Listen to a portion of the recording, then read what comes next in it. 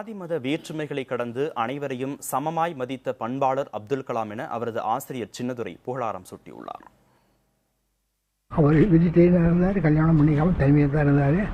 ஆனால் எல்லாரையும் அவர் அன்பு காட்டி எல்லோருடைய நல்லபடியாக பழகினார். அது எல்லாருக்கும் தெரியும்.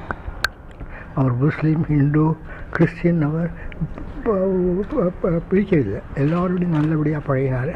அதனால் அவருடைய இதில் நம்ம இந்தியாவில் எல்லா விதமான ஆளுகள் இருக்காங்க. அப்படிப்பட்ட நாட்டில் எல்லோருடையும் அந்த மாதிரி பழகினார் கிடைக்கிறாருங்கிறது அது ரொம்ப அதிசயமான காரியம்.